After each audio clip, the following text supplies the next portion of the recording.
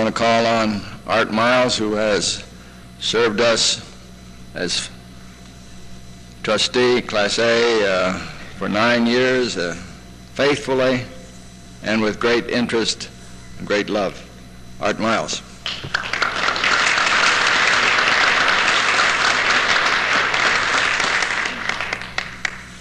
Bob, it was nice to hear somebody say something nice about a banker. I think it's fairly well known in medical circles. You can ask Doc Beeler about this. If you need a heart transplant, see if you can get a banker donor, because it's never been used.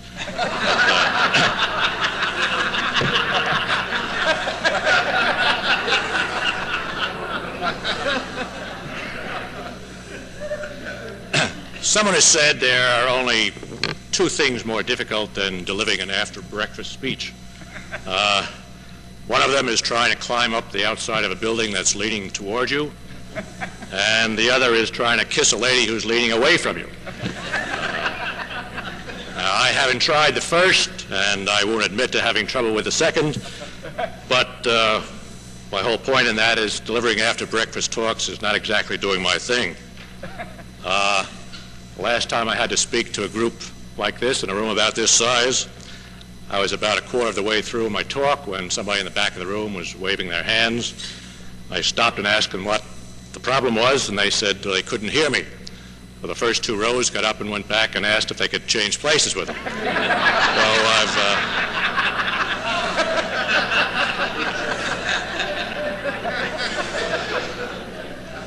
You see, I've had some traumatic experiences.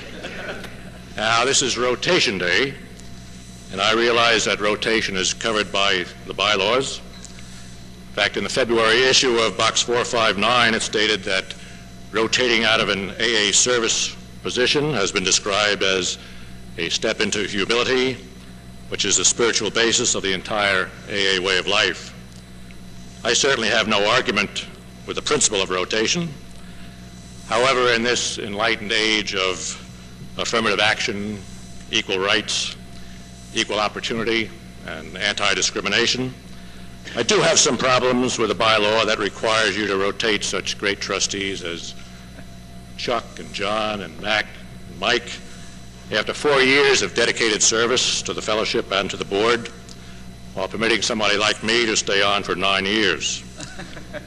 The actual only difference between us is I haven't admitted to being an alcoholic yet. I think it may be time to give some serious thought to perhaps taking another step into AA's maturing process, and perhaps in the not too distant future, consider putting A's and B's on an equal footing, with probably each permitted to serve a 4-year term. Now, one of you sharp delegates out there may be thinking to himself, if he believes in equal tenure for A's and B's, why didn't he rotate himself off the board earlier? Well, I did consider it, but I would have had to give this talk that much earlier. And I've already told you my problems with that. I am grateful to you folks for permitting me to be involved with you for the past 9 years.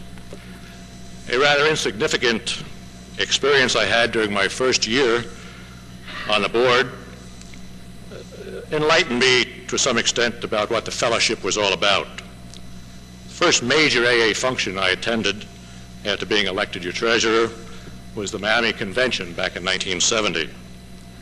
After checking into the Fontainebleau, my wife and I were walking around the lower lobby, seeing what was around, and I bumped into a gal who was a waitress back in a coffee shop in Brooklyn where I used to eat breakfast every morning. And her first impulse when she saw me, thinking I was there on vacation, was to quickly cover her AA badge. I guess she was protecting her anonymity at the public level, or something along those lines. But then she noticed that I too was wearing an AA badge, and she dropped her hand and a big smile came on her face, and she said, "Oh, you're one of us." And she gave me a big hug and a kiss. I had a little difficulty explaining that little scene to my wife, but that's another story. Anyway, it was at that point in time when I started feeling I was part of your great fellowship. And I also got a clue as to what makes the whole thing work. It's love for each other and love for the person out there who still has the problem. Now, I know you folks have some hang-up with stars, the celebrity type. And I've been hearing it stressed for 9 years there are no stars in AA. I don't happen to agree with you. In my book, you're all stars. You folks are experts at turning scars into stars, the celestial type, the kind that bring light and beauty into an area where there's darkness and despair. You achieved great success in your primary purpose.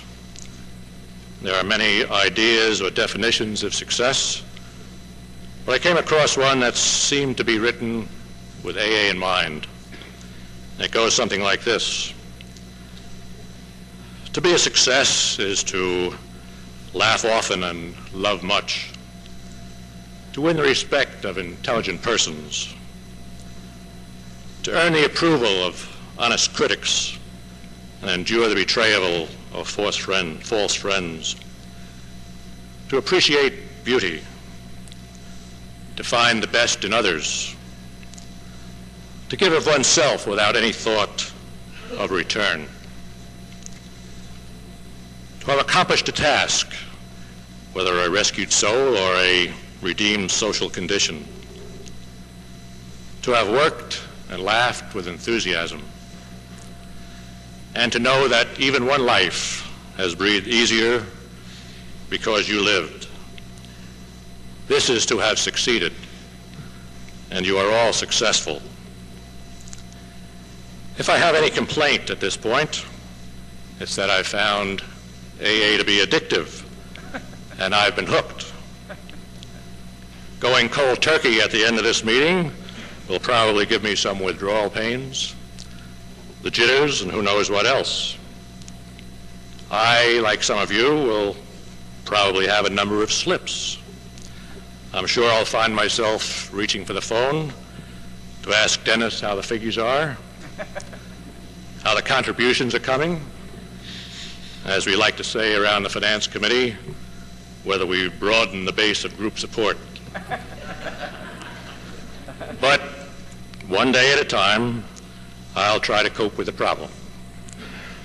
I'll probably start marking significant anniversaries as being able to get along outside of AA for 24 hours, 3 months, 6 months. Perhaps I'll be able to make it to a year. Someone has said, old treasurers never die, they just lose interest.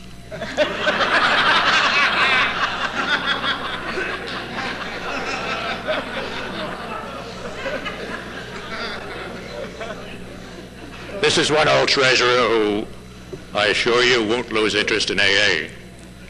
I'll be watching for your continued growth and for evidence of an even greater effort on your part to bring help to the still suffering alcoholic. I thank you for this opportunity, and God bless you.